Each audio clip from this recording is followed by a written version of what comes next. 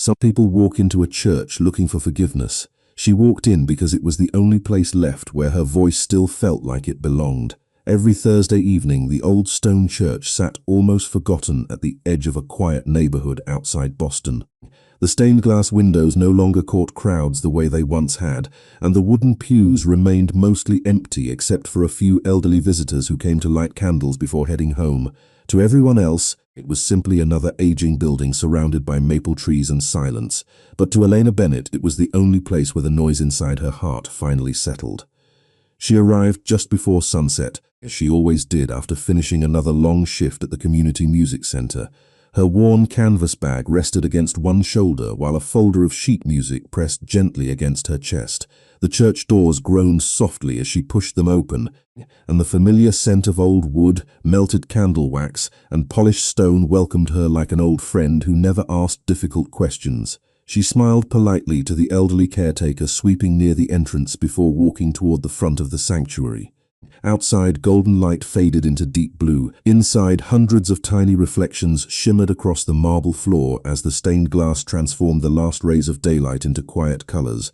Elena closed her eyes for a moment. She never came here to perform. There was no audience waiting, no applause, no recording, only silence that never judged her. She placed her music on the stand but barely glanced at the pages. The melody had lived inside her for years. When she finally began to sing, her voice floated gently beneath the high ceiling, filling every forgotten corner of the church with warmth instead of volume. It was not the voice of someone chasing fame. It sounded like someone trying to stitch together invisible cracks that no one else could see. Every note lingered against the stone walls before returning softer, almost as if the building itself refused to let the music disappear. What Elena didn't know was that less than a mile away, a black SUV slowed before the church steps. The driver glanced into the rearview mirror, but said nothing. The man seated in the back had not spoken during the entire drive. He simply looked toward the old church with unreadable eyes before quietly opening the door. His tailored charcoal coat blended into the evening shadows as he climbed the weathered stone staircase alone. The security team remained outside without questioning the decision. They had learned long ago that when he wanted silence, no one interrupted it. Inside the sanctuary, Elena continued singing, unaware that another pair of footsteps had entered so quietly they disappeared beneath the echo of her own voice. She reached the final verse with gentle confidence. The last note hung in the air for several seconds before fading into complete stillness. She lowered her head, taking a slow breath, believing she was still alone. Then she heard a single pair of hands applauding softly from the back of the church. The sound startled her enough that she turned almost immediately. A tall man stood near the final row of pews, dressed in an expensive dark coat that seemed strangely out of place inside the modest church. His posture remained perfectly still. He did not smile. He simply watched her with calm intensity. The fading light behind him made it difficult to distinguish his features, but she noticed one thing immediately. His eyes never wandered. They stayed fixed on her with the kind of quiet attention that made time itself seem slower. Elena instinctively stepped back from the music stand. "I'm sorry," she said with an embarrassed laugh. "I didn't realize anyone was here." The stranger shook his head once. "Don't apologize." His voice was low, steady, and unexpectedly gentle. "You gave this place something it hasn't heard in a very long time." She offered a polite smile, assuming he was simply another visitor. "I usually come when it's empty." "I know," he replied. The answer arrived so naturally that she almost missed what it meant. A faint crease appeared across her forehead. "You've heard me before?" For the first time, the man hesitated, only briefly. More than once, Elena searched his face, trying to remember where she might have seen him. There was something familiar about the quiet confidence with which he stood, but nothing she could place. Outside, another black SUV rolled silently to the curb. The security detail exchanged brief glances but remained where they were, careful not to enter. Inside, the stranger slowly walked down the center aisle until only a respectful distance separated them. The colored light from the stained glass crossed his face, revealing calm green eyes marked by exhaustion rather than anger. He looked like someone who carried responsibilities too heavy to describe. "Your name?" he asked. "Elena." He repeated it almost like a prayer. "Elena." Then, after a long silence, he looked toward the cross above the altar before returning his gaze to her. "I've spent years believing miracles belong to other people." His voice barely rose above a whisper. "Tonight," he paused as if choosing words he had never spoken aloud before. I think I finally met mine. Elena's breath caught. She didn't know why those words unsettled her more than they should have. She certainly didn't know the identity of the stranger standing only a few feet away. Unfortunately for her, nearly everyone else in the city did. And before the church bells finished ringing the next hour, her quiet Thursday evenings would never belong to her again. Elena remained still long after the church bells faded into the evening air. The stranger's words lingered beneath the vaulted ceiling more powerfully than the final note she had sung only moments earlier. She searched his face for a trace of irony, but there was none. His expression carried the quiet weight of someone who rarely spoke from emotion and regretted even fewer things. She cleared her throat, forcing a small smile that barely reached her eyes. "I think you are giving my singing far too much credit." The man answered with the slightest movement of his head. "No, I am giving it exactly the amount it deserves." Outside, rain began tapping softly against the stained glass, turning the colorful reflections into shifting ribbons across the stone floor. Elena gathered her music folder with careful hands, suddenly aware of how ordinary she looked beside someone whose tailored coat probably cost more than her monthly rent. She had met wealthy donors through the music center before, but this man carried something entirely different. Wealth attracted attention, power absorbed it. "Do you come here often?" she asked, hoping ordinary conversation might dissolve the strange intensity surrounding them. "Whenever I need silence." "Then I suppose we have something in common." For the first time, the corner of his mouth lifted almost imperceptibly. It was not quite a smile. It looked more like someone remembering how one felt. The elderly caretaker appeared near the side aisle carrying a ring of old brass keys. "Miss Bennet," he called warmly, "I am locking the building in 10 minutes. Thank you, Mr. Collins." She turned back toward the stranger. "I should let you have your silence." "Would you allow me to walk you to your car?" She hesitated. Every instinct she had developed living alone advised caution. Yet nothing about his posture suggested pressure. He simply waited.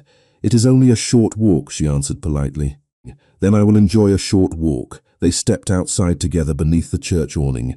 Cool autumn air carried the scent of wet leaves and fresh rain. Elena opened her umbrella while the stranger declined offered by a member of the security team waiting near the curb. She blinked as she noticed 3 black SUVs parked quietly along the street. Men wearing dark jackets remained respectfully distant, pretending not to watch while clearly watching everything. "Are they with you?" she asked. "Yes, that seems like a lot of company for one person." "It keeps certain people from worrying," she laughed softly, "or it gives them another reason to worry." A faint warmth crossed his expression before disappearing again. They walked along the narrow sidewalk lined with old maple trees. Water dripped steadily from orange leaves onto the pavement below. Elena spoke about the children's choir she directed twice a week, about repairing broken instruments because the center could not always afford replacements, and about how music often reached people long before words ever could. He listened without interruption. Not once did he check his phone. Not once did he glance toward the waiting vehicles. It was as though the entire evening existed only within the rhythm of her voice. What Elena did not know was that every member of his security detail had never seen their employer ignore business calls for this long. Less than 2 miles away, 3 executives sat around a conference table waiting for a meeting that had already begun 30 minutes late. None of them dared complain. Back beneath the streetlights, Elena reached her aging blue sedan. The paint had faded years ago, and the passenger door still carried a small dent from a winter storm. She suddenly felt embarrassed parking beside a line of luxury vehicles. "She is reliable," with a shrug after noticing him glance toward the car. "That matters more than appearances." "I agree." He looked directly at her. Reliable things are rare. Rain continued falling in gentle waves. Neither of them seemed eager to end the conversation. Finally, she asked the question that had quietly followed her since leaving the sanctuary. "You know my name?" "I do not know yours." He remained silent for a heartbeat. "Adrian." He offered only the first name, nothing more. "It is nice to meet you, Adrian." "Likewise, Elena." She unlocked her car but paused before opening the door. "You still have not told me how you knew I sang here every Thursday." His eyes shifted briefly toward the church before returning to hers. Some places become part of a person's routine. Eventually another person notices. It sounded reasonable, yet she could not explain why. "Well," she said gently, "I hope whatever brought you here tonight becomes a little easier to carry." The sentence landed differently than she intended. Adrian lowered his gaze for the first time that evening. When he looked back up, the guarded composure around his eyes had softened. "You already helped more than you realize," she nodded politely, climbed into her car, and drove away beneath the rain. Adrian remained standing beside the curb until her taillights disappeared around the corner. Only then did one of his security officers carefully approach. "Sir, everyone has been trying to reach you." Adrian continued watching the empty street. "Cancel the rest of tonight." The officer looked surprised but never questioned the instruction. As the convoy quietly pulled away from the church, Elena glanced once into her rearview mirror. The line of black vehicles disappeared into the darkness almost as quickly as they had arrived, leaving behind only rain, empty streets, and a growing feeling that meeting Adrian had not been an accident at all. Morning arrived wrapped in silver clouds, and the rain from the night before left the streets glistening beneath the early sunlight. Elena unlocked the front door of the community music center just before 8 o'clock, balancing a cardboard tray of coffee in one hand and a folder of lesson plans in the other. Children's artwork covered the hallway walls, each drawing brighter than the peeling paint surrounding it. She smiled as familiar voices echoed from the rehearsal room. Music had never made life easier, but it had always made difficult days feel possible. Within an hour, the building filled with young students carrying battered violins, second-hand guitars, and oversized backpacks. Elena moved from one classroom to another with patient encouragement, helping one child find the correct note while reminding another that confidence usually arrived after practice instead of before it. She barely thought about the mysterious stranger from the church until lunchtime, when her co-worker Grace walked into the office carrying her phone with an expression somewhere between excitement and disbelief. "Tell me you have seen this," Grace said. Elena looked up from grading music theory worksheets. "Seen what?" Grace turned the screen around. A local business magazine displayed a photograph of a man stepping out of a black SUV surrounded by security personnel. Elena froze. Although he wore a charcoal suit instead of the dark coat from the previous evening, there was no mistaking those calm green eyes. "That is him," she whispered before realizing she had spoken aloud. "You know Adrian Moretti?" Grace asked. "Wait, you actually know him?" Elena blinked. "His last name is Moretti?" Grace stared at her in complete confusion. "You seriously have never heard of him?" Elena slowly shook her head. Grace laughed in disbelief before reading the headline aloud. "Adrian Moretti expands charitable foundation with record donation across New England." She scrolled farther: real estate, shipping, medical research, education. Apparently he owns companies in half the state. Elena looked back at the photograph. The expensive buildings behind him suddenly made much more sense than they had the night before. He never mentioned any of that. People like him usually do not have to.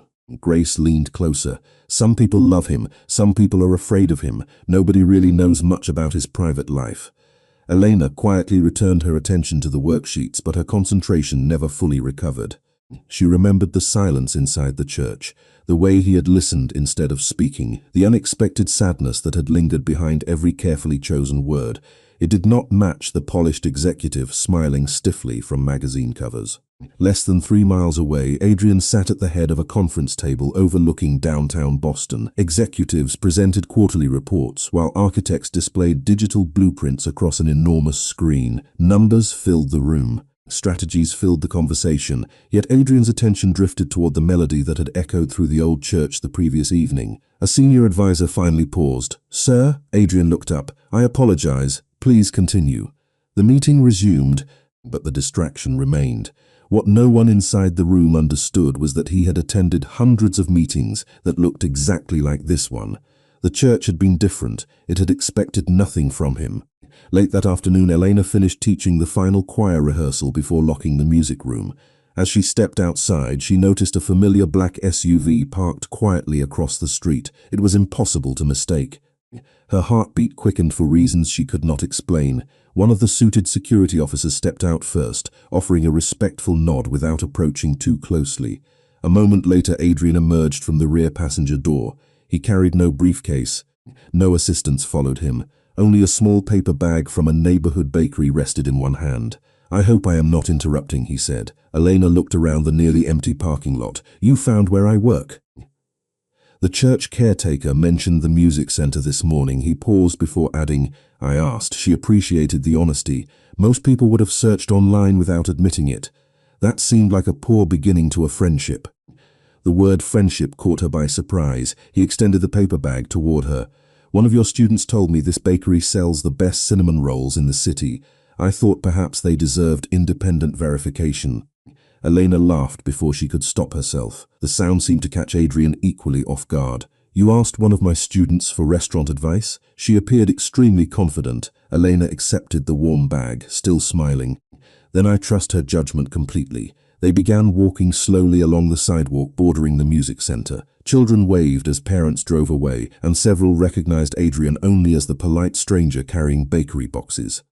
He greeted every child with the same quiet respect he had shown Elena inside the church. Watching him kneel briefly to congratulate a nervous violin student after her first recital, Elena found herself questioning every assumption she had formed that afternoon while reading magazine headlines. Sometimes the loudest reputations hid the quietest truths. Unfortunately for Elena, someone else had already noticed the growing pattern of Adrian's unexpected visits, and from a parked sedan farther down the block, an unknown observer quietly lifted a camera, capturing the first photograph before either of them realized they were no longer alone.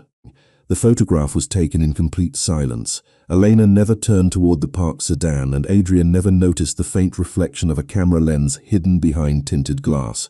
By the time the unknown observer lowered the device, the black sedan had already merged into the afternoon traffic, leaving behind nothing but another ordinary street filled with parents, children, and teachers ending another school day. Elena carried the paper bag carefully as they continued walking toward the small public park beside the music center. The scent of fresh cinnamon drifted into the cool autumn air, making her laugh again when Adrian admitted he had never actually tasted one before. "You have spent your entire life in New England and somehow missed cinnamon rolls?" she asked with playful disbelief. "Apparently I have been very busy making poor culinary decisions." She offered him half of one without hesitation. He accepted it almost awkwardly, as though sharing something so simple felt unfamiliar. They sat on a weathered wooden bench overlooking a playground where children chased one another beneath bright red maple trees. For several quiet minutes, neither of them spoke. The silence no longer felt uncomfortable, it felt earned. Elena finally looked toward him. "Can I ask you something?" Adrian nodded. "Why did you really come back?" He considered the question before answering. "Because I wanted to know whether last night felt as real in daylight as it did inside that church." She studied him carefully. There was no rehearsed charm in his voice, no polished speech that belonged in boardrooms or interviews. Only honesty delivered without decoration. And she asked softly, "It does." The breeze scattered a handful of golden leaves across the sidewalk between them. One landed on the bakery bag resting in Elena's lap. She brushed it away absent-mindedly. "I almost did not go to the church last night," she admitted. "I was exhausted after work. I nearly stayed home." Adrian lowered his eyes briefly. "Then I am grateful you changed your mind." Less than 5 miles away, inside the headquarters of the Moretti Foundation, senior executives quietly exchanged concerned glances. Their normally predictable leader had cancelled 2 important meetings within 24 hours. Rumors traveled quickly through offices built on schedules and precision. No one understood what had changed. Adrian offered no explanations. Back at the park, a little boy chasing a soccer ball accidentally kicked it toward their bench. The ball rolled gently to Adrian's polished shoes. The child slowed immediately after recognizing the expensive suit and imposing appearance of the stranger. Adrian simply bent down, picked up the ball, and tossed it back with an easy underhand throw. "Nice kick," he said. The boy grinned before running away. Elena watched the exchange with quiet surprise. "You are different from what people write about you." Adrian looked toward the playground, instead of answering immediately. "People usually write about businesses. Businesses are easier to understand than people." "Is that why you keep so much of your life private?" "Perhaps," he smiled faintly. "Or perhaps privacy is the only thing money cannot easily buy back once it is gone." His answer lingered with her long after the conversation moved on. As the afternoon faded into evening, they slowly walked back toward the music center.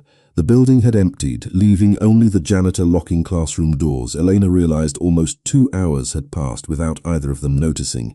"I should probably head home," she said. "Tomorrow starts early." Adrian nodded, though something in his expression suggested disappointment carefully hidden beneath composure. Before either of them reached their vehicles, an elderly woman struggled with several heavy grocery bags near the corner crosswalk.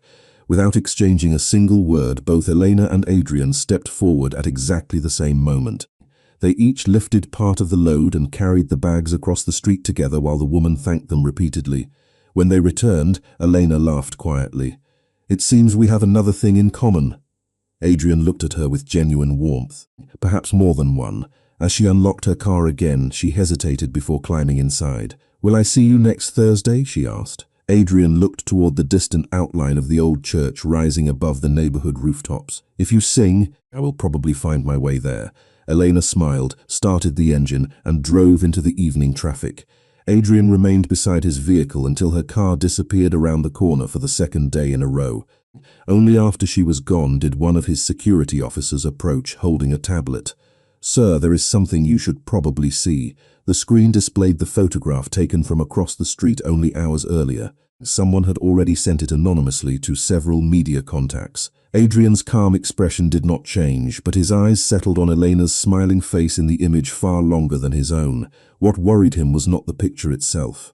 It was the realization that someone else had started paying attention to the one person he had hoped would remain outside his complicated world. The anonymous photograph spread quietly rather than loudly.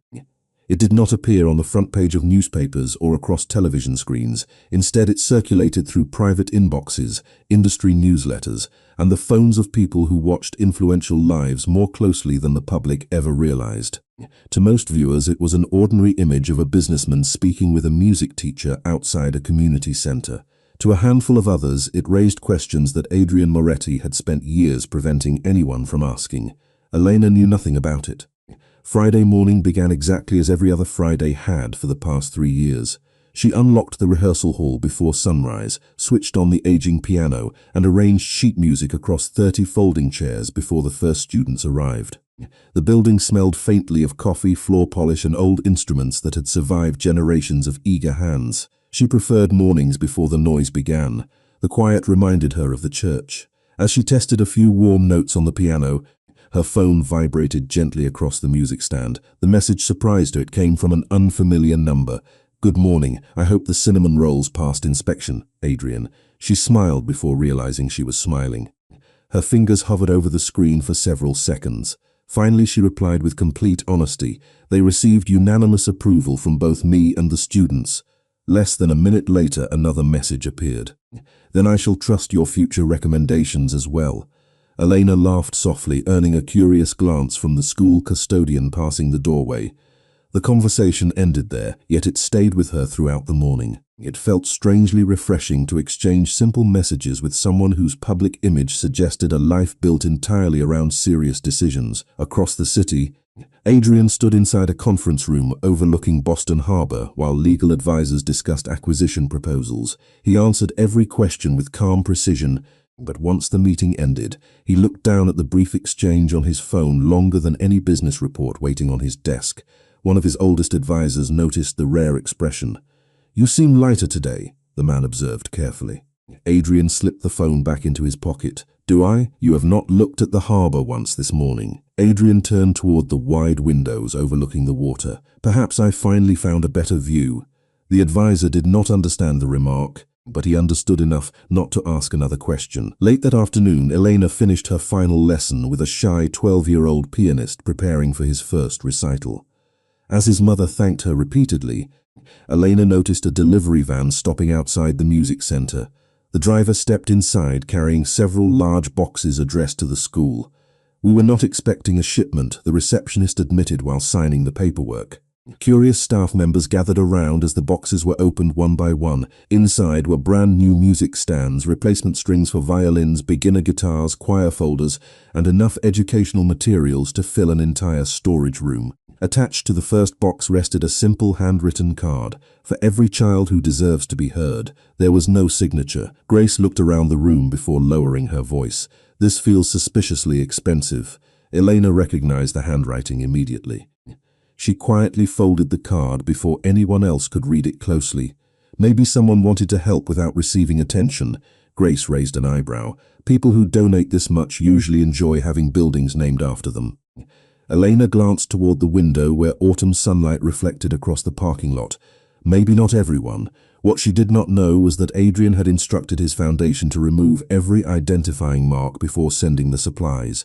He wanted the children to receive the gift, not his reputation. As the staff celebrated the unexpected donation, Elena stepped outside for a breath of fresh air. The cool breeze carried the scent of fallen leaves across the nearly empty sidewalk. She looked toward the street almost instinctively, half expecting to see a familiar black SUV waiting nearby. There was nothing. She told herself she felt relieved. Instead, she experienced a small disappointment she could not quite explain. At that exact moment, less than a mile away, Adrian's vehicle paused at a red light overlooking the same neighborhood. He considered asking the driver to continue toward the music center. After several quiet seconds, he shook his head. "Not today," he said softly. "She deserves ordinary afternoons." The convoy turned in the opposite direction, disappearing into downtown traffic. Neither of them realized that restraint would soon become far more difficult than either expected. Back inside the music center, Grace hurried into the hallway carrying a local newspaper she had just picked up from the front entrance. "Alina," she called, sounding unusually serious. "I think you should probably see this." Alina accepted the paper, and before she even unfolded it, she noticed a familiar photograph printed across the business section. It was the same picture taken outside the school. The headline did not accuse anyone of wrongdoing. It simply asked a question that suddenly made the quiet friendship feel far more complicated than either of them had anticipated. Elena read the newspaper headline twice before the words truly settled in. The article itself remained surprisingly restrained. It speculated about Adrian Moretti's unusual interest in a neighborhood music teacher, questioned whether a new charitable partnership might be underway, and repeated the familiar descriptions of his influence throughout New England. There were no accusations, only curiosity. Yet curiosity had a way of growing into something much larger once enough people began asking the same question. Grace gently folded the newspaper closed. "Are you all right?" Elena exhaled slowly. "I think so." "You knew this would probably happen eventually, did not you?" Elena shook her head. "I barely know him." Even as she spoke the words, she realized they were only partly true. She did not know Adrian's history or the complicated world surrounding him. But she had seen something no newspaper could photograph. She had seen the quiet man inside the church, who listened more carefully than he spoke. That memory refused to fit beside the polished executive described in the article. Throughout the afternoon, she noticed subtle changes around the music center. Parents smiled politely, but looked at her a second longer than usual. Two volunteers whispered together after recognizing the photograph. No one behaved unkindly, yet the comfortable rhythm of ordinary life suddenly felt slightly off balance. When the last student left for the day, Elena carried a stack of choir folders into the empty rehearsal room. Sunlight poured through the tall windows, casting long golden rectangles across the wooden floor. She sat alone at the piano and pressed a single key. The note echoed through the room before fading into silence. Her phone vibrated. "I am sorry," Adrian's message read. She stared at the screen before replying. "You did not write the article." His answer arrived almost immediately. "No, but I understand how attention can change peaceful places." Elena looked around the familiar room where children laughed, learned, and occasionally found confidence for the very first time. "The children deserve normal lives," she typed. "I do not want this affecting them." Several minutes passed before another message appeared. "Neither do I. May I explain everything in person?" She hesitated longer this time. Every practical instinct suggested she should step away before the situation became more complicated. Yet another part of her remembered his expression inside the church, the sincerity that had never once asked her for anything except honesty. Finally, she replied, "Tomorrow morning, the church, I will be there." Less than an hour later, Adrian stood alone inside his office, overlooking the Boston skyline. Evening light reflected across the glass walls while the city slowly transformed into thousands of glowing windows. His longtime advisor entered quietly, closing the door behind him. "The article could have been much worse," the older man observed. Adrian nodded without looking away from the skyline. "That is what concerns me." "You believe someone wanted only to test the reaction?" Adrian finally turned. "People rarely make small moves without planning larger ones." The advisor studied him carefully. "And the young woman?" Adrian remained silent for several moments. "She has spent her life building something beautiful without expecting recognition." His voice grew quieter. "I refuse to become the reason she loses it." The following morning arrived cool and bright after another night of gentle rain. Elena reached the church earlier than usual. Thin beams of sunlight streamed through the stained glass, painting soft colors across the empty pews. The sanctuary felt almost suspended outside of time. She stood near the front, listening to the peaceful silence that had first brought her there years before. The heavy wooden doors opened slowly behind her. Adrian entered alone. No security officers followed him inside. He removed his coat and paused several feet away, allowing her the choice to close the distance or maintain it. "Thank you for coming," he said quietly. Elena folded the newspaper she had carried beneath her arm and held it toward him. "Is this what your life is always like?" He glanced at the headline before lowering his eyes. "Most days it is louder." She searched his face, looking for the polished confidence expected from someone accustomed to public attention. Instead, she found unmistakable regret. "I never wanted your world," she admitted. "I know, and I do not think you wanted mine either." A faint smile appeared. "No," his answer surprised her. "I wanted the peace that existed inside your world." The honesty in those words settled between them more powerfully than any rehearsed apology could have. Before Elena could respond, the church caretaker appeared from a side hallway carrying a small weathered wooden box. "Miss Bennet," he called warmly. "I almost forgot. Father Michael asked me to give this to you. He found it while cleaning the old storage room." Elena accepted the box with quiet curiosity. The wood showed decades of age, and a faded brass clasp held the lid closed. There was no name carved into the surface, only the outline of a small cross worn smooth by time. She glanced toward Adrian before carefully lifting the lid. The moment it opened, his calm expression changed for the first time since they had met. He did not speak. He simply stared at what rested inside the box, as though he had just recognized something he believed had disappeared many years before. Elena carefully lifted the small object resting inside the weathered wooden box. It was a simple silver medallion suspended from a faded blue ribbon. Time had softened its shine, but not the tiny engraving on the front. A single music note rested beneath a delicate cross, surrounded by words worn almost smooth from decades of careful hands. She turned it gently toward the sunlight pouring through the stained glass. Before she could read the inscription, Adrian quietly whispered, "I remember that." His voice carried none of the calm certainty she had come to recognize. Instead, it sounded distant, as though it had traveled many years before reaching the present. Elena looked up in surprise. "You have seen this before?" Adrian nodded slowly without taking his eyes off the medallion. "When I was a boy." The church suddenly felt even quieter than before.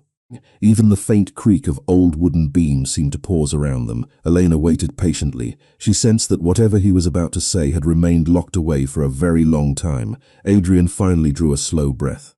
"My mother used to bring me here every Sunday morning." He glanced toward the front pews where sunlight painted soft colors across the floor. She believed music reached people when words could not. Elena remained completely still. She had never imagined the first real story Adrian would tell about himself would begin inside the very church where they met. "She volunteered with the children's choir," he continued. "There was a young music teacher here who organized concerts for families who could not afford lessons anywhere else." Elena lowered her eyes toward the medallion. The caretaker never mentioned that. "Most of the people who remember those years are gone now."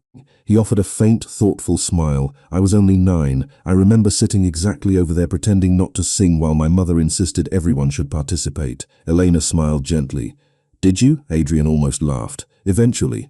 What she did not know was that Adrian had not spoken about his mother in nearly 15 years. Not because he wished to forget her, but because remembering had always been more painful than remaining silent. Elena carefully turned the medallion over. A faded date had been engraved on the back beneath another line almost erased by time. She leaned closer until the letters slowly became clear. "Presented to the Children's Voices program." Beneath it rested a family name, Moretti. Elena looked up almost immediately. "This belonged," nodded once. "It belonged to my mother." The realization settled over both of them with remarkable simplicity. The church had not connected two strangers after all. Long before either of them realized it, their lives had already brushed against the same walls, the same songs, and the same quiet sanctuary. The caretaker approached with another small smile. "Father Michael always said the old storage room held forgotten blessings," he remarked. "Looks like he was right." After he disappeared down the hallway, Elena was this hidden away. Adrian looked toward the ceiling, where colored light drifted slowly across the ancient stone. "I honestly do not know. Less than 2 miles away, inside the parish archives." Father Michael quietly searched through dusty record books after receiving a phone call from the caretaker earlier that morning. As he opened one faded ledger, a folded envelope slipped from between two pages and landed gently on the desk. The handwriting on the front had almost disappeared with age. It carried only 3 words: for the choir. Back inside the sanctuary, Elena carefully returned the medallion to its box. "I think this belongs with you." Adrian slowly pushed the box back toward her. "No," she looked puzzled. "It is part of your family's history, perhaps." He smiled with quiet gratitude. "But you were the one who found it." Their eyes met in complete silence. For the first time since they had met, neither wealth nor reputation nor public attention stood between them, only a shared respect for something neither of them fully understood yet. As they stepped outside together, the church bells began ringing softly across the neighborhood. Children laughed somewhere beyond the nearby park, while leaves drifted lazily through the crisp autumn air. Elena looked back once at the old stone building. "It feels strange," she admitted, "as though this place has been waiting for someone to remember it." Adrian followed her gaze. "Maybe it has." His phone vibrated quietly inside his coat pocket. He glanced at the screen but did not answer. The message came from Father Michael. "I found something you both need to see." Adrian looked toward Elena with calm curiosity. Neither of them realized that the forgotten envelope waiting inside the parish office would finally explain why an old church, a forgotten choir program, and one ordinary music teacher had entered each other's lives at exactly the right moment. Father Michael welcomed them into the small parish office with the gentle patience of someone who had spent decades preserving memories that everyone else had forgotten. Shelves filled with worn hymnals and handwritten ledgers lined the walls. While afternoon sunlight filtered through a narrow window overlooking the church garden, the folded envelope rested carefully on the old oak desk between them. Its paper had yellowed with age, and the ink had faded enough that only the words "for the choir" remained clearly visible across the front. Elena looked at the envelope before glancing toward Adrian. Neither of them reached for it immediately. It felt less like opening a letter and more like opening a door that had remained closed for years.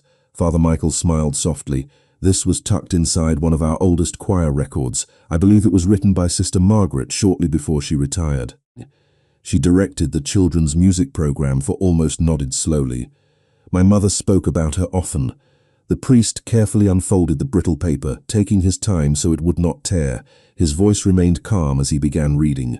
The letter described the church choir not as a performance group, but as a refuge. It spoke about children carrying invisible burdens, families searching for hope, and music becoming a language capable of reaching hearts that ordinary conversations could never touch. Elena listened, quiet belief that had guided her own teaching career. Then Father Michael reached the final paragraph. "One day," he read, "someone new will stand where we once stood. They may never know our names, but if they choose kindness over recognition, the music will continue doing what it has always done. It will remind broken hearts that they are never beyond hope." Silence settled gently across the room. Adrian lowered his eyes toward the weathered wooden floor. Elena noticed his shoulders rise and fall with one slow breath, as though the letter had answered a question he had carried for much longer than either of them realized. Father Michael folded the page again with extraordinary care. "Your mother donated the first scholarship that kept the choir alive after funding disappeared," he said, looking toward Adrian. "Very few people ever knew." Adrian appeared genuinely surprised. "She never told me. She asked that no one make a public announcement." The priest smiled. "She believed generosity worked best when applause was absent." Elena quietly looked toward Adrian. For the first time she understood why his anonymous gifts to the music center had felt so natural. They had not begun with him. They had begun with someone who taught him that compassion did not require recognition. Outside the office window, children laughed as they crossed the church courtyard after weekend catechism classes. Their voices drifted gently through the open window like distant echoes of another generation. Father Michael carefully placed the letter beside the silver medallion. "These belong together," he said. "History has a way of finding the people prepared to carry it forward." As they left the office, Elena and Adrian walked slowly through the empty sanctuary once more. Afternoon sunlight illuminated the same stained glass that had witnessed countless songs across decades. Elena stopped near the front pew where a faded photograph rested inside a display cabinet. She leaned closer. The picture showed a children's choir standing on the church steps many years earlier. Young faces smiled proudly toward the camera while Sister Margaret stood beside them. Near the edge of the photograph, almost hidden behind taller children, stood a small boy with thoughtful green eyes. Adrian quietly stepped beside her. "I had forgotten that picture existed." Elena smiled warmly. "You looked like someone who would rather have been anywhere else." He laughed softly. "That was probably true. Yet you came back." Adrian looked around the sanctuary before answering. "I think a part of me never really left." Less than an hour later, they stepped outside together into crisp autumn air. Leaves drifted across the church steps while volunteers prepared flower beds for winter. The world felt unexpectedly peaceful. Elena realized that the mystery connecting Adrian to the church had become something far gentler than she had imagined. It was not a secret built on fear. It was a forgotten promise built on kindness. Even so, one question continued quietly following her. "Why did my singing affect you so deeply that first night?" she asked. Adrian remained silent for several steps. When he finally answered, his voice carried the quiet honesty she had come to trust. "Because it sounded exactly the way my mother used to describe hope." Elena looked at him without speaking. Some answers required no further explanation. As they reached the sidewalk, Adrian noticed another familiar black sedan parked farther down the street. This time he recognized it immediately. The same vehicle had appeared twice before. He did not allow concern to reach his expression, but he quietly memorized the license plate before opening Elena's car door with simple courtesy. She thanked him with an easy smile, completely unaware that someone had once again been watching from a distance. Whoever they were, they no longer seemed interested in Adrian's business empire. Their attention had shifted entirely toward the woman whose quiet voice had begun changing a life that many believed could never truly change. The familiar rhythm of Elena's life returned on Monday morning, yet nothing felt exactly the same. The community music center still echoed with scales, laughter, and the uneven sound of beginners learning to trust their instruments. Children still raced down the hallway carrying oversized violin cases and sheet music tucked beneath their arms. But now, whenever Elena unlocked the front door, she found herself glancing briefly toward the street before stepping inside. She could not have explained why. The old church had answered one mystery, yet another quiet uncertainty had taken its place. Adrian's world no longer felt distant. It had begun casting gentle shadows across her own. During lunch, Grace found Elena organizing donated music books in the storage room. "You have been smiling at absolutely nothing all morning," Grace teased. Elena laughed, shaking her head. "I have been organizing choir folders, exactly my point." Grace leaned against the doorway. "You have organized those same folders 3 times. Elena looked down, realizing her friend was right. Before she could answer, the receptionist hurried down the hallway carrying a large envelope. "Special delivery for Miss Bennett." Elena accepted it with mild surprise. There was no company logo, only her name written neatly across the front. Inside rested a beautifully printed invitation. The Moretti Foundation would be hosting its annual Children's Arts fundraiser the following Saturday. At the bottom of the invitation, beneath the formal text, a short handwritten note appeared. "The children from your music center deserve to be seen. I hope you will join us, Adrian." Elena read the sentence twice before quietly folding the invitation closed. Grace immediately noticed the signature. "You are going, right?" Elena hesitated. "I do not know if I belong at events like that." "Neither do half the people who attend them," Grace replied with a grin. "The difference is that you actually have a reason to be there." Across the city, Adrian stood inside the ballroom where the fundraiser would soon take place. Workers adjusted lighting above the stage while volunteers arranged hundreds of chairs around polished tables. Instead of reviewing guest lists, Adrian walked directly toward the section reserved for local schools and community music programs. He paused beside the row where Elena's students would be seated. One of his event coordinators approached with a clipboard. "Would you like us to move your table closer to the front?" Adrian looked toward the children's section instead. "No. Then where would you prefer to sit, where I can hear them sing?" The coordinator smiled politely. Assuming it was simply another scheduling request, she did not realize it was the only part of the evening Adrian truly cared about.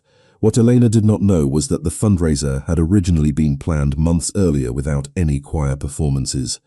Adrian had quietly changed the program after hearing her sing inside the church, not because he wanted to impress donors, but because he wanted children from neighborhoods like hers to stand beneath lights that had always belonged to someone else. Thursday evening arrived with clear skies and cool autumn air. As promised, Elena returned to the old church for her weekly rehearsal.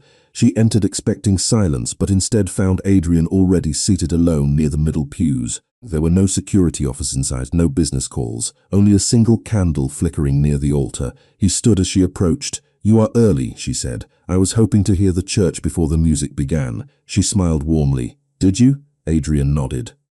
It is remarkable how peaceful silence becomes after someone teaches you to appreciate it. Elena placed her folder on the music stand but did not begin singing immediately. "I received your invitation. Will you come?"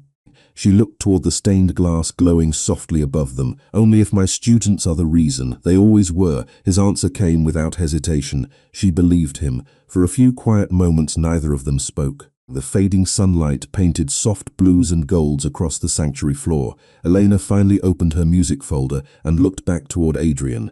"Tonight I want you to do something different." He raised an eyebrow with quiet curiosity. "Sit in the front row." "Why?"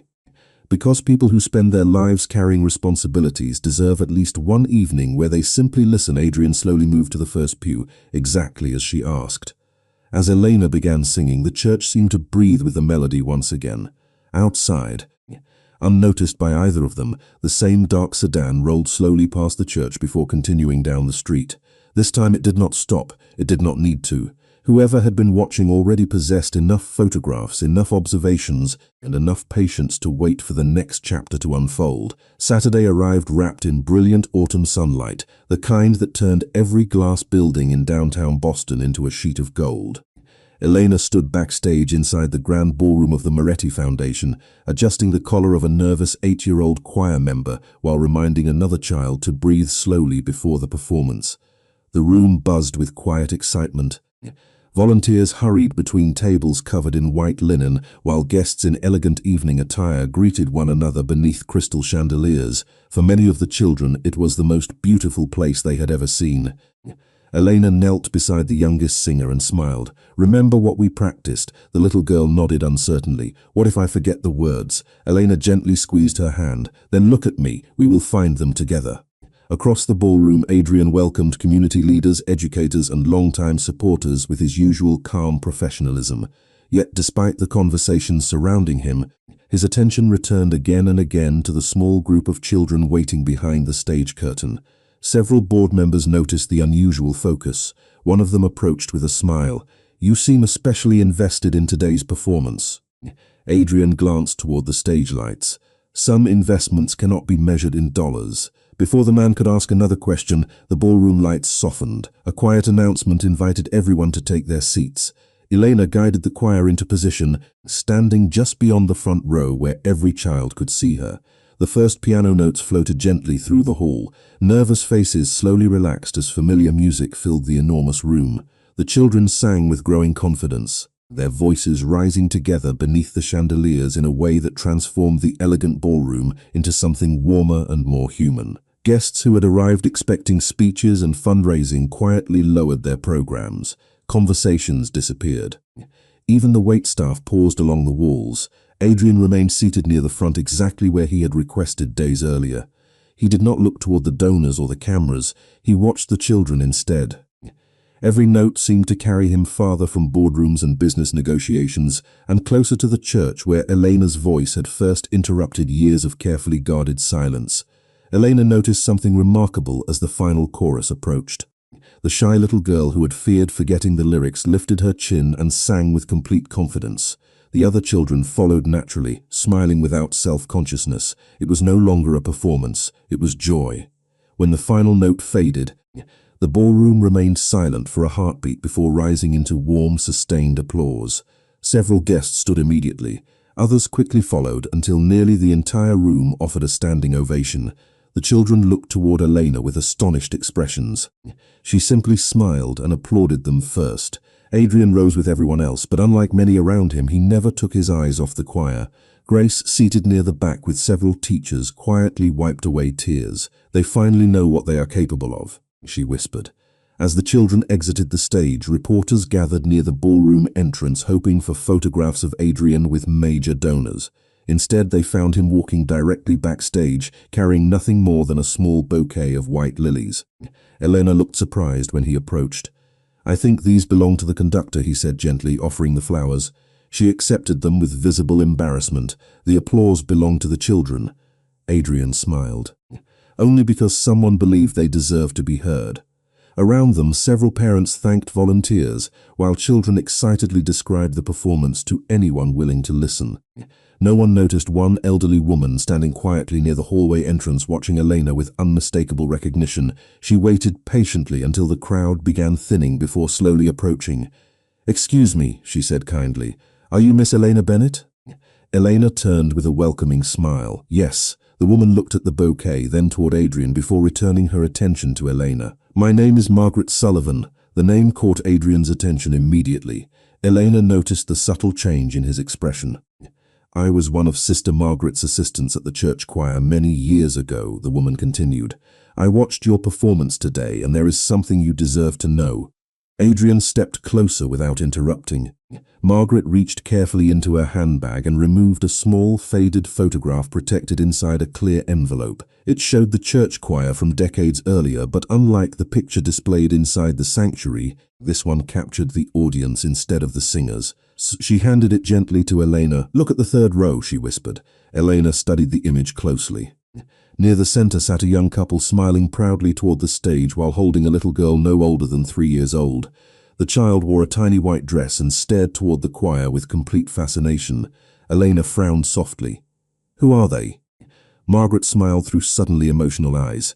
"Your parents." The ballroom seemed to disappear around Elena as she looked back at the faded photograph. She had no memory of ever standing inside that church as a child, yet somehow, years before either of them understood why, both her family and Adrian's had already shared the same sanctuary, listening to the same music beneath the same stained glass windows. Elena could not take her eyes off the faded photograph. The tiny girl in the white dress looked impossibly young, yet the gentle curve of her smile and the familiar tilt of her head erased every doubt. She looked up at Margaret Sullivan, searching for confirmation that this was not simply a remarkable coincidence. The elderly woman nodded warmly. "Your parents volunteered here for several years before they moved away. They rarely missed a Sunday concert. Your mother believed music was one of the greatest gifts a child could receive." Elena carefully traced the edge of the photograph with one fingertip. "They never told me." Her voice barely rose above a whisper. Margaret smiled with quiet understanding. "You were very little. Life became busy. Time has a way of placing beautiful memories inside boxes we forget to open." Adrian stood beside her without interrupting. He recognized the expression on Elena's face because he had worn it himself only days earlier when the silver medallion had returned from the church archives. Sometimes the past did not arrive to reopen old wounds. Sometimes it returned to remind people that hope had been quietly following them all along. Margaret reached into her handbag once more and removed a second envelope, much newer than the first. "Father Michael asked me to give you this after today's concert, if I felt the time was right." Elena accepted it carefully. Inside rested a neatly folded program from a children's Christmas recital held more than 20 years earlier. Along the bottom margin appeared dozens of signatures from parents and volunteers thanking Sister Margaret for her work. Elena's eyes slowly stopped on 2 familiar names written side by side. Her mother and father had signed it together. Just a few inches away, written in different handwriting, appeared another signature, Adrian's mother. Elena looked toward Adrian in astonishment. They knew each other. Adrian nodded slowly, at least enough to stand in the same room and celebrate the same children. Neither of them spoke for several moments. The realization felt almost impossible to measure. Long before careers, responsibilities, and separate lives had carried them in different directions, their families had already been connected by a small church choir devoted to helping children discover confidence through music. The ballroom around them gradually emptied as guests departed into the cool evening. Volunteers folded chairs while staff quietly collected decorations from the successful fundraiser. Grace approached Elena carrying 2 cups of coffee. "I thought you might need this." She noticed the old photograph resting in Elena's hands. "What happened?" Elena smiled with gentle disbelief. "I think I just discovered that my parents and Adrian's mother once shared the same dream." Grace glanced toward Adrian, then back toward Elena. "That explains why everything between you has always felt strangely familiar." Across the room, one of Adrian's senior advisors quietly approached. "Sir, the board members are waiting to congratulate you." Adrian looked toward the conference room entrance before calmly shaking his head. They can wait another few minutes. Instead of joining executives and donors, he walked back toward Elena. The decision did not go unnoticed. Several guests exchanged curious glances, but Adrian seemed entirely unconcerned. "There is something I would like to show you," he said softly. Elena followed him through a side hallway leading to the Foundation's music education wing. The corridor displayed photographs of scholarship recipients stretching back nearly 2 decades. Near the end of the hallway, Adrian stopped before a bronze plaque mounted beside a rehearsal room. The inscription honored his mother's original scholarship fund, established for children whose families could not afford music lessons. Elena recognized the date immediately. It matched the years Sister Margaret had described in her letter.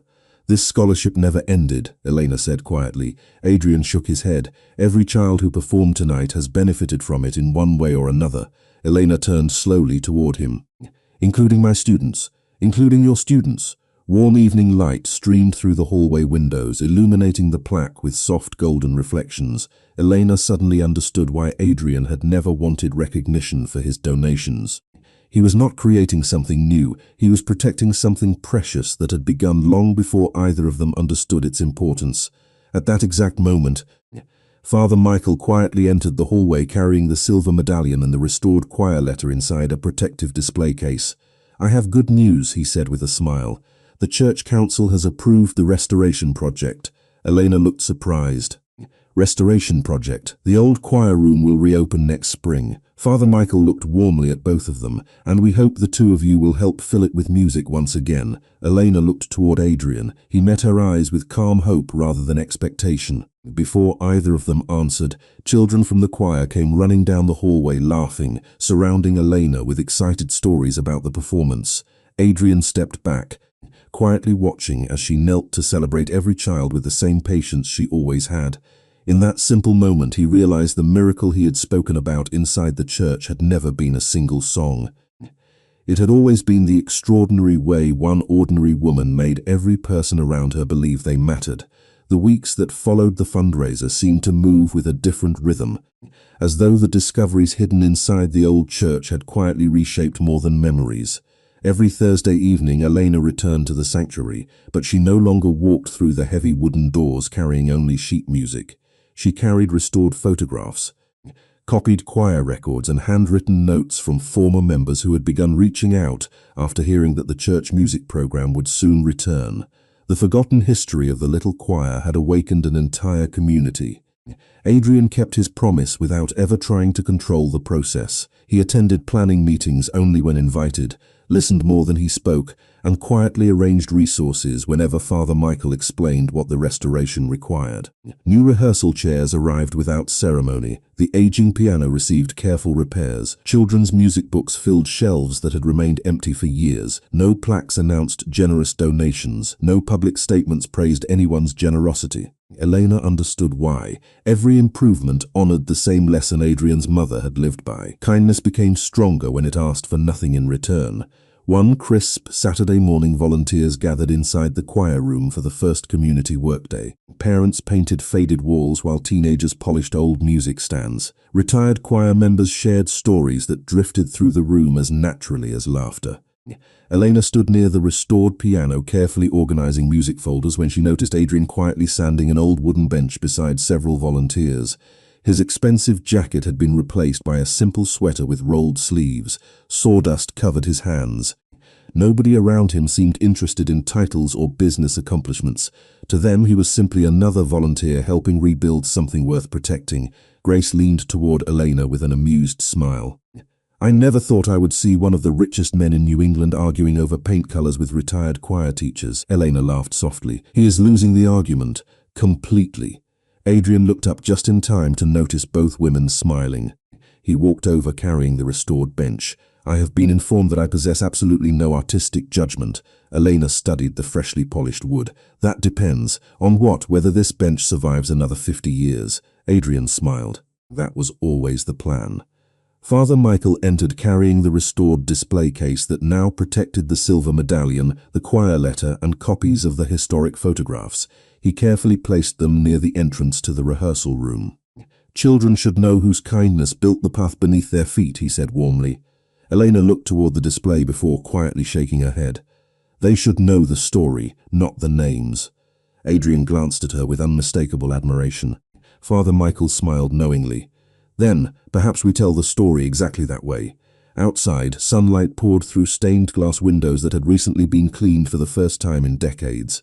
Colors danced across the hallway just as they had on the evening Elena first wandered inside, searching only for peace after another ordinary workday. At that exact moment, several local reporters arrived hoping to document the church restoration project. One young journalist approached Adrian respectfully. "Mr. Moretti, would you mind saying a few words about your contribution?" Adrian looked toward the choir room where children were helping unpack donated instruments. Then he gently shook his head. "You are asking the wrong surprised." Adrian continued with quiet sincerity. "If you want to understand why this place matters, speak with the teacher who never stopped believing music could change lives even when almost nobody was listening." Elena immediately looked embarrassed. "Adrian," he smiled gently, "it has always been your story." The interview that followed surprised everyone. Elena spoke only about the children, the volunteers, the church, and the families whose generosity had crossed generations without expecting recognition. She mentioned Sister Margaret, Father Michael, Adrian's mother, and her own parents before mentioning herself even once. When the article appeared 2 days later, the headline did not celebrate wealth or influence. Instead it read, "A forgotten choir finds its voice again." Adrian folded the newspaper quietly after reading it inside his office. It was the first article about him in years that left him feeling grateful instead of exhausted. That evening he arrived at the church shortly before rehearsal began. Elena stood alone near the front pew arranging sheet music beneath the warm glow of restored lights. The sanctuary looked different now. Fresh flowers rested near the altar. Children's laughter echoed from the hallway. Hope no longer felt like a memory preserved inside old photographs. It had become part of the building once again. Adrian walked toward her carrying a small wooden frame. Inside rested the restored photograph showing both of their families attending the same children's concert decades earlier. He placed it gently beside the piano. "I thought it belonged here," he said. Elena looked at the photograph for a long moment before meeting his eyes. "It does." The church bells began ringing across the neighborhood just as children hurried inside carrying instrument cases almost too large for their small hands. Elena watched them fill the pews with excitement and whispered, "I think your mother would be proud." Adrian followed the sound of young voices filling the sanctuary. His answer came quietly but without hesitation. "I think yours would be proud too."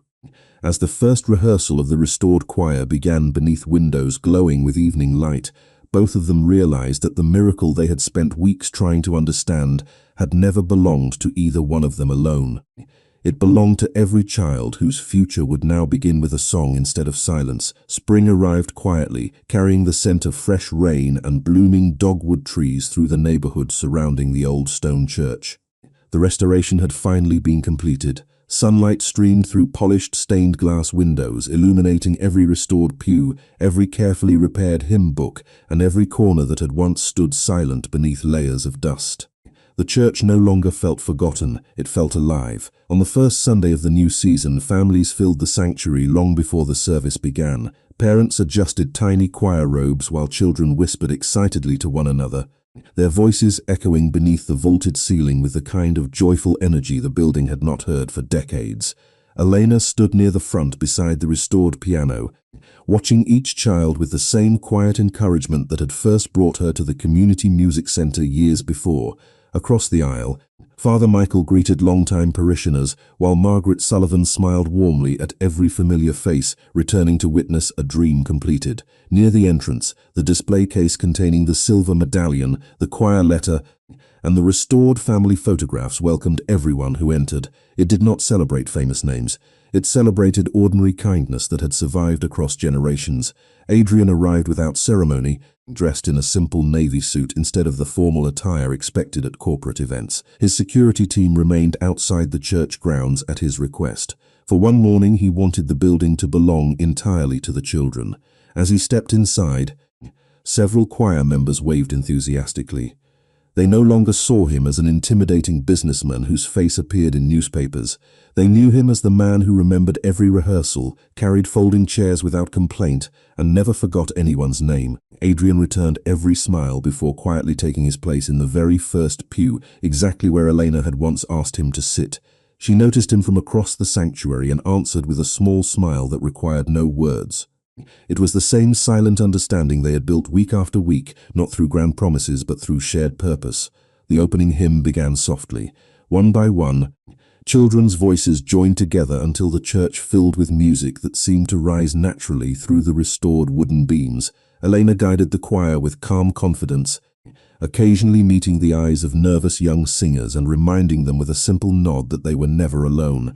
Adrian listened without moving. Months earlier he had entered the church carrying years of carefully hidden silence. Now that silence had become peaceful instead of lonely, what he heard no longer reminded him only of the past. It reminded him that hope could continue growing long after grief believed its work was finished. After the final song faded, Father Michael stepped forward with gentle gratitude. He thanked the volunteers, the families, and every child whose courage had restored more than a building. Then he turned toward Elena and Adrian. "Some miracles arrive all at once," he said warmly. "Others arrive one quiet choice at a time. A teacher decides to keep singing in an empty church. A son honors his mother's kindness instead of her name. A community chooses to remember what truly matters. That is how places like this live again." Warm applause filled the sanctuary. Elena lowered her head modestly while Adrian looked toward the children rather than toward the crowd. After the service ended, families gathered outside beneath bright blue skies. Children chased one another across the church lawn, while parents shared homemade desserts beneath flowering trees. Laughter replaced the silence that had once surrounded the old building. Grace walked beside Elena, carrying 2 cups of coffee exactly as she had done months before. "You know," she said with a smile, "I think this church has become your second home." Elena looked across the lawn where Adrian was patiently helping 2 boys untangle a kite caught in the branches of a maple tree. "I think it always was," she answered softly. A few minutes later, Adrian joined her beneath the shade of the same tree. Neither of them hurried to speak. They had learned that some moments became more meaningful when allowed to breathe. Finally, Elena looked toward the restored choir room visible through the open church doors. Children's voices drifted into the afternoon air as they practiced another song simply because they enjoyed singing together. "Do you remember the first night we met?" she asked. Adrian smiled gently. "Every detail. I believed I was completely alone." "You were never alone," he replied. "Neither was I. We just had not reached the same chapter yet." Elena looked at him with quiet warmth. "And now?" Adrian followed her gaze toward the children, filling the church with laughter. "Now I think we both understand what your music was trying to teach us from the beginning." He reached into his jacket pocket and removed the small silver medallion. It had been carefully restored and placed on a new ribbon. Instead of keeping it, he gently placed it in Elena's hands. "It belongs where the music continues." Elena looked down at the worn engraving before carefully hanging it beside the choir room entrance, where every child would pass beneath it before rehearsal. No speeches followed. No photographers gathered. No one announced the moment. It simply became another quiet act of generosity, exactly the kind both of their families would have understood. As the afternoon sun poured through the stained glass, colored light settled across the polished floor just as it had on the evening Elena first walked into an empty church believing she was singing only for herself. This time the pews were full. Children's voices filled every corner. Adrian stood peacefully in the front row, not searching for a miracle anymore, but living inside one that had been created by compassion, remembered through music, and shared with everyone who entered those doors. The old church had once echoed with silence. Now it echoed with hope. And that was where their story found its true and complete ending.